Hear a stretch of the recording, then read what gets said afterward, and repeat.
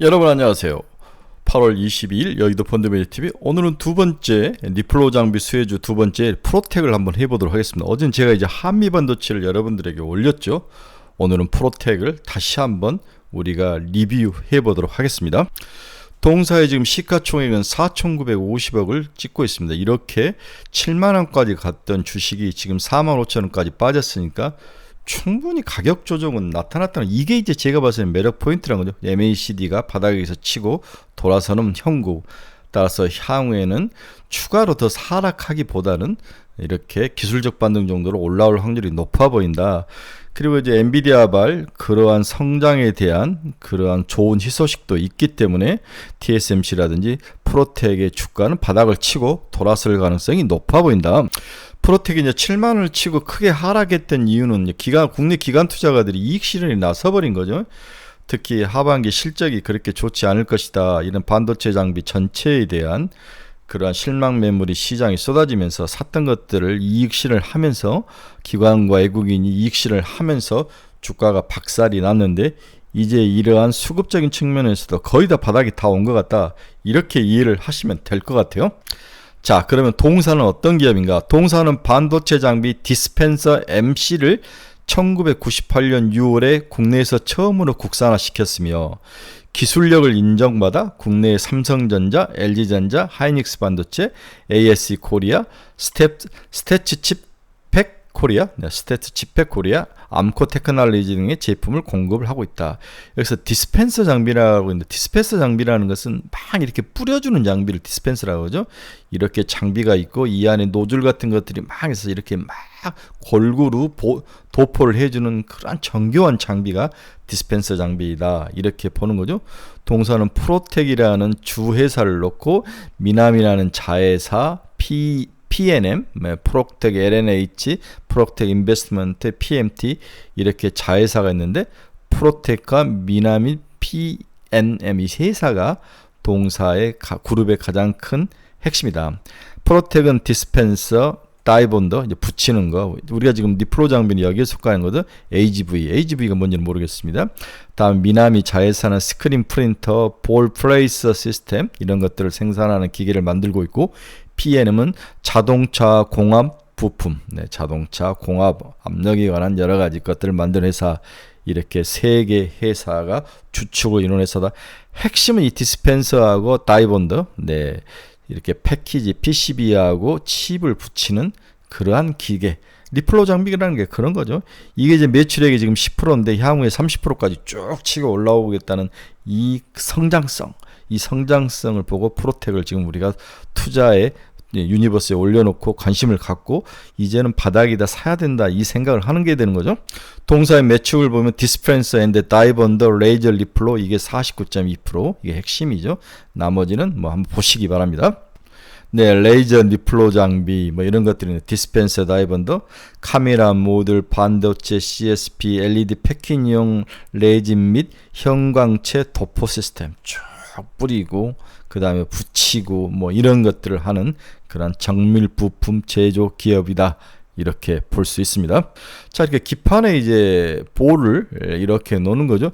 자, 항상 여러분이 지금 여기 메인 기판, 메인 보드가 있고 솔더블을 통해서 PCB 기판을 붙이는 거죠. 이렇게 PCB 기판을 붙이고, 이 PCB 기판 이후에 다양한 GPU라든지 CPU라든지 다양한 반도체 다이를 붙이는 거죠. 이거는 이제 범프를 이용해서 붙이는데, 이 붙이는 거, 이걸 레이저를 통해서 쏴서 붙이는 그러한 기업, 이 기업이 바로 최근에 우리가 니플로 장비 중에서 관심을 갖는 프로텍의 주요 장비이다, 이렇게 봐야 됩니다. 그래서 이렇게 솔더블을 이렇게 쭉 붙이고 여기에다 이제 기판을, PCB 기판을 붙이는 거죠. 자, 동사는 LAB 장비가 굉장히 중요한 장비이다. 레이저 어시스티드 본더, 그러니까 레이저로 붙이는 장비이다. 프로텍의 초정밀 반도체 패키지용 레이저 본딩 장비 판매가 확산되고 있다.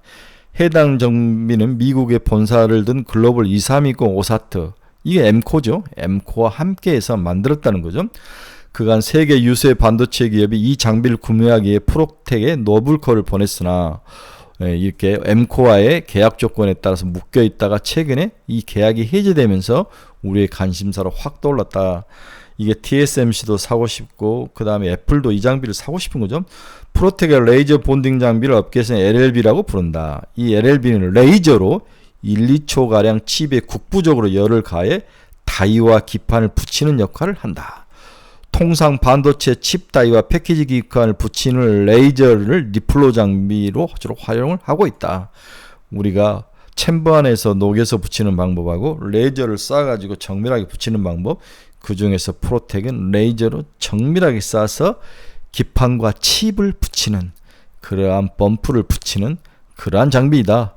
이 장비의 가치와 가격이 너무 잘 만들었기 때문에 올라간다는 거죠.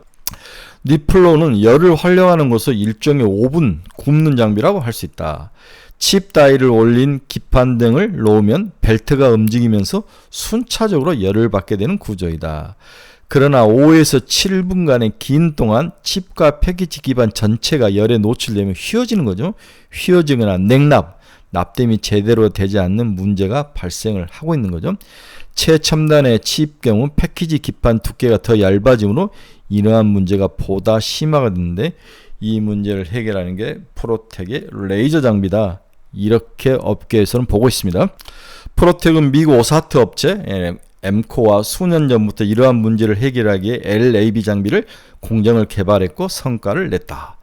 TSMC를 포함한 글로벌 오사트 기업이 이 장비를 구매하기에 프로텍을 찾았으나 외부 판매를 제한하는 계약 내용 때문에 그동안 판매를 하지 못했다는 거죠.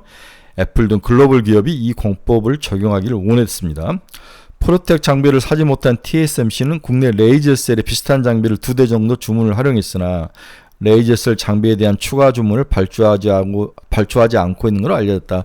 이 부분에 대해서 레이저셀이 이제 반박을 했죠. 충분히 들어갔다. 사용하지 않는 게 아니라 자기들이 뺀찌를 당한 게 아니라 사용하지 않고 있을 뿐이다. 이런 식으로 이제 변명을 했는데 시장에서는 레이저셀의 기술에 대해서 의구심을 갖고 있는 사람도 있습니다. 업계 관계자는 프로텍은 약 10년간 해당 공정 관련 레이저 기술을 개발해왔고 다양한 적용처를 염두에 두고 장비 라인업도 늘렸다. 지난해에도 레이저 소스를 국산화하면서 원가 구조를 좋게 가져가는 것으로 안다. 상당히 기술 개발에 진심인 그런 기업이라고 볼 수 있습니다. 지난해 기준으로는 프로텍 전체 매출에서 LAB 장비가 차지하는 비중은 5% 수준밖에 되지 않았다. 그러나 판매 제한이 풀리고 패키지 분야에서 레이저 본딩 수요가 확대되면서 매출 비중은 큰 폭으로 확대될 것으로 예상을 하고 있다. 이게 이제 우리가 이 장비, 이 회사에 대해서 관심을 갖는 이유죠. 그래서 동사에 대한 매력은 AI양 GPU 수요 확대에 기반을 하고 있다. 이건 말할 필요도 없는 거죠. 두 번째는 동사가 강점을 가진 디스펜서. 이 디스펜서는 뭔가를 쭉 골고루 도포해주는 그런 장비인 거죠. 동사는 반도체 장비 디스펜서 MC를 최초로 국산화시켰으며 삼성전자, LG전자, SK하이닉스, ASE, 엠코 테크놀로지, 스태치 칩백 등에 납품을 하고 있다. 디스펜싱 기술은 반도체를 넘어 스마트폰과 LED 디스플레이 등 다양한 IT 영역으로 그 기술이 확장되고 있다. 사용자가 확장되는 거죠. 2012년에 일본의 미나민을 인수하여 SMT, SM은 표면 실장을 말한 거죠. Surface Mount Technology 공정에 솔드 페이스 인쇄, 도포 장비 생산까지 사업 영역을 확장을 했다. 솔드 페이스를 인쇄하고 도포 장비를까지 생산을 했다.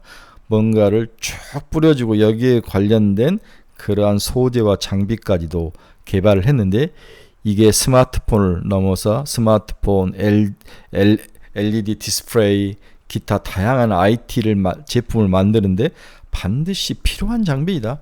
골고루 뿌려주고 휘지 않게 빨리 튼튼하게 잘 붙여주고 정교하게 붙여주고 칩이 더욱 모아지고 집적도가 높아지고 정교해지고 칩과 칩 사이에 칸이 얇아지고 이런 것들을 해결해 줄 수 있는데 본딩 장비가 굉장히 중요한 거죠. HBM도 여기에 속한 새로운 그러한 제품이기 때문에 신기술과 신장비가 필요하다. 이렇게 정리를 해볼 수 있을 것 같습니다.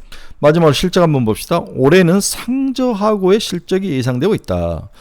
물류 자동화 설비 및 히트슬러그 MC 및 주요 자회사들의 실적 회복으로 2022년 매출액은 1988억 원, 영업이익은 601억 원을 기록했다. 굉장히 좋은 회사네요.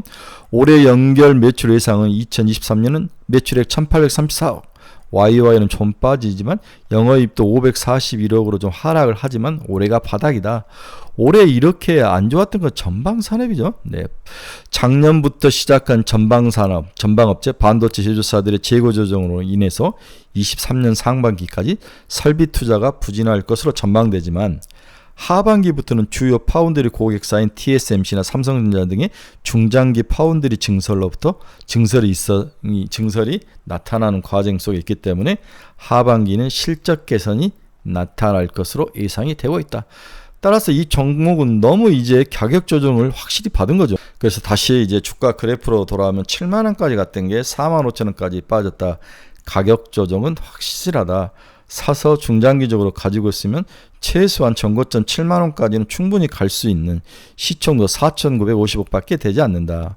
한미반도체가 지금 5조를 넘어가는 상황에서 동사는 충분히 1조에 도전할 좋은 재료 먹잇감이다. 이렇게 결론을 내볼 수 있습니다. 강력 분할 매수를 여러분들에게 추천해 드립니다. 네, 오늘은 프로텍에 대해서 두 번째 시간으로 니플로 장비에서 알아봤습니다.